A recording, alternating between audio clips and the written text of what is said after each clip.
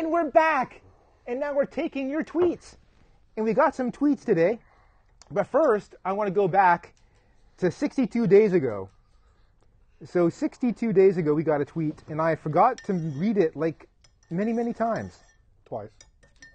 Yes. Okay. Brian Westfall says, "You have a fabulous executive producer / makeup artist." And then he tweeted a picture. Here's the picture he tweeted us. I'm getting assaulted? I'm getting powdered or blotted. I'm getting blotted on the nose by our executive producer, the lady who survived the bear attack. Okay. We should have asked her how to pronounce her last name. I didn't know that was her. The blotter person? Yeah, I don't pay attention to the help. Okay. We have a tweet from Jorg Brown. His name is spelled Jorg, but it's pronounced Jorg. Jorg Brown. "Why do you like In Excess so much?" We don't have... This will take like a 45-minute show to go on about this. But they're the greatest rock band that ever has come out of anywhere, of any era. I saw them live. Better than the Stones? Yeah. I saw them live when I was 15. By that I mean the Flintstones. Better than them too. Because Bam Bam was great. You know, first of all, I like the band a lot. And then I saw them in concert. And you also in liked them 88, a lot. And then I was like blown away, and I became fanatical about them. And I collected every CD and cassette and vinyl and single of them. And it's really surprising you being fanatical about something. Imagine that. Okay. Jorg also asks, "I want a headshot." Woohoo! We have a winner for the headshot. Jorg gets the headshot. Also, if the S is for suck, then why isn't it John want answer? He still put the S in that one too. Right. Why isn't it the It other should be S? Don want and were, I guess. The other S's, we have three other S's. Two other S's? One other S. Okay. They're for super and superb. They're not for sec. Loretta Beavers, you know her. I do. I've met her. She tweeted in, "I would like a headshot, but not of you, of the expert. He's smarter and better looking?" I think she might be confused about who the expert and host is. I doubt that. I really doubt she's confused. Okay. Well, full disclosure, she's your girlfriend, so of course she has to say that. The real Sarah Dox, which I think is just Sarah Doxiadis, says, "Stephen Colbert has formed an exploratory committee to consider running for president of South Carolina." So that's not quite a question. It's an update news. Yeah. We're live. That's how fresh the news is. You're getting live news. Here's a funny thing. South Carolina doesn't have a president. Yes. I wonder if Stephen Colbert I don't know what he's understands. Up with. She tweeted again saying, "Colbert transferred his super PAC to Jon Stewart to avoid conflict of interest. Can Colbert win?" No, Colbert can't win. If he's only running in one state, then... I think it's unlikely. Yes. If he ran as an independent nationwide... I still don't think he'd win. There is a better chance than maybe John Huntsman. Well, maybe. But he's not going to win either. Well, yeah. Yeah, I can make a long list of people that aren't going to be president. Okay. It starts with me. You are unelectable. I'm unelectable. Hey, a new tweet just came in. You hear the pop? Wow. "I hope John's hair looks better than on TV." What? No, it doesn't. Hope John's hair looks better on TV than on Ustream. Yikes. Well, that's mean. It doesn't. I just got cut yesterday. Yeah, emergency haircut. That's the problem. It was just cut yesterday? Never get your hair cut the day before you go on TV. Either get it cut on TV, or give it like a week. We've done that before. So now it's time for the In Excess update.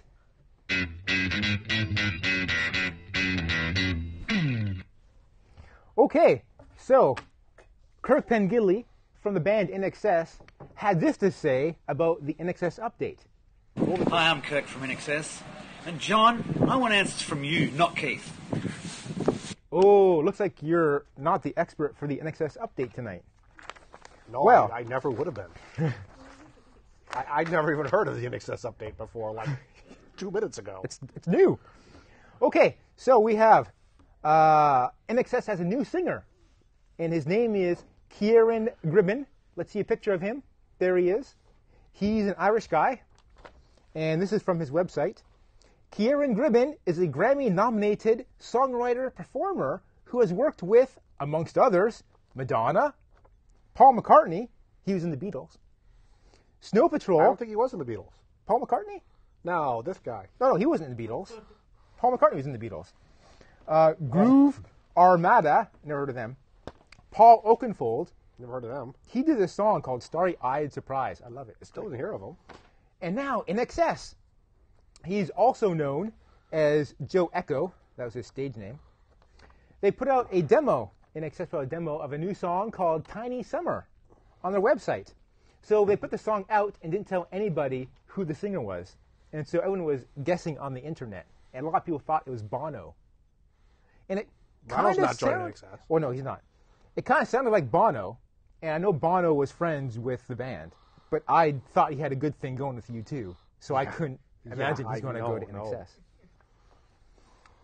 So now with this new guy, Kieran Gribben, they have toured South America, Europe, and Australia already. And they're going to continue to tour Australia and New Zealand through the spring. Did you apply to be lead singer this time? The once was enough. Ah, Yeah, the one time. you should have tried again. I mean, usually you get on the second try. 'Cause as you know, I sang for In Excess in Hollywood You did. at the Whiskey A Go-Go. Yes, I saw the grainy YouTube video. I fronted the band for, let's say, 90 seconds. Yeah. That's generous, maybe. Yeah. Okay, back to jury duty. Jury duty. Where'd we leave off? I don't remember. We went into a room. We got You called. went into a room. Then you get called to the courtroom. We were in the jury waiting room. We got called into the courtroom. Yes. What Story. happens then? Well, in the courtroom, there's the judge, and presumably someone from the prosecution side, someone from the defense side, probably the defendant. The judge will explain what kind of trial it is. Kind of, we think it'll take about this long. It's for this kind of crime. Here's the defendant. Here's the defendant's lawyer. Here's the prosecutor. We'll kind of give an overview of how the jury system works and how this particular trial is going to work. And then the clerk of the court will start drawing names of the people that are in the room. He's like the Rusty. Yeah. Okay. Well, no, Rusty was the bailiff. Oh, the bailiff. There was no clerk, Yeah. I guess. In people's court. Well, I don't think there was a clerk in Judge Wapner's court. Okay. Clerk's they guy have at the desk next to the judge. Doug Llewellyn? No, he used the microphone. Maybe you shouldn't learn all your court stuff From the people's from court. afternoon television. From the 80s. Yeah. They will draw as many names as they have jurors and alternates. Like from those bingo. Sometimes they use a round thing with numbers, or maybe they just have a computer do it randomly. I don't know. It's been a while. So they call people. Those people come up. They sit in the jury box. Then they will look at your answers. The judge may That I ask filled you out before? questions. The defense and the prosecution kind of listen to your answers. They might ask for some clarifications. When do I say I have a photo workshop at the end of the month and can't stay long? Probably early on when the judge asks that kind of thing. Okay. And then he will probably say, this trial's not going to be going on the 23rd of February. Stay where you're sitting. Okay. There are reasons that you shouldn't serve as a juror in a case. If, for example, you were the defendant's brother, they would just excuse you. So if you know the defendant at all, probably. If you know the defendant, there are cases where if you're in a family of police officers and you say, well, I would have a lot of trouble not believing anything a police officer said. In the case of a defendant being a Or police if it was a officer. burglary and you said, I've been burgled many times and it has left me horribly scarred. It's hard to say. So if you hate criminals, you'd be a bad juror. Yes. Yes, if you think you're God. If you think you're God, you're a bad juror. Okay. But the judge will ask you a bunch of questions. The judge may dismiss you or not. The prosecution and the defense can also ask you some questions and clarify things. And they each get a certain number of dismissals. So people, they can say, well, we just don't want that guy to be on the jury. They have a certain number of dismissals they can I have? believe generally they have a certain number, and it depends on how many jurors there are and how big the trial is and what kind of case it is. I believe usually they've agreed on it beforehand. And as people are dismissed out of the jury box, the clerk will call another name, and that person will come forward, And while you're in that room, you're not supposed to be reading. You're not on your phone. You're supposed to be listening to the judge and the questions. Do they confiscate all of your I don't know if they possessions? confiscate them, but they tell you don't use them. So if my phone rings, and Rusty the bailiff big trouble. is walking around, and he might confiscate it if you are using it. And he's carrying a big stick, right? Yes, well, a gun. They have guns. I don't think it's a, Rusty didn't have a gun. Real bailiffs have guns. Eventually, they will have asked questions of all the jurors and all the alternates, and they will be set. And the judge will say, come back after lunch. We're going to start the trial. Or come back next Tuesday. We're going to start the trial. Okay. Everyone that's left in the room generally goes back to the jury waiting room. But sometimes if they know they have more jurors in the building than they're possibly going to use, they might just say, well, we've excused all of you. So you're done with your service for this time. So it's likely, if I'm not picked for a jury on the first day, that I won't have to come back. In Santa Clara County, it's pretty likely that if you're not picked on the day you actually go there, that you'll be excused. Right. And won't have to come back until the next time your name is randomly drawn. What kind of questions are the defense and prosecutions going to be asking me as a potential juror? Well, they can ask you about your background. They can ask you, where did you go to school? Do you have a wife? Do you have a family? How will those questions determine if they like me or not as a juror? I don't know any hard and fast rules. I know when I get asked questions, I generally say, I have dual bachelor degrees in computer science and philosophy, and I can just see the prosecution and the defense lawyers each kind of just put their head on the table and sigh. And pretty much every time, one of the two of them excuses me as one of their, well, we don't want that guy on the jury. Why do you think that is?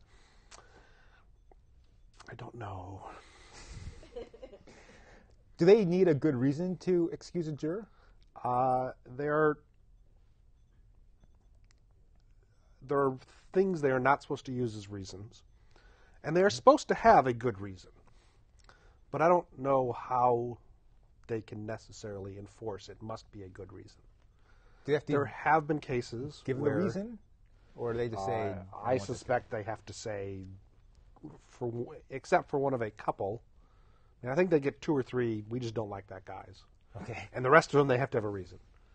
And there have been cases, there have been situations in the past where either the defense or the prosecution has tried to stack the jury.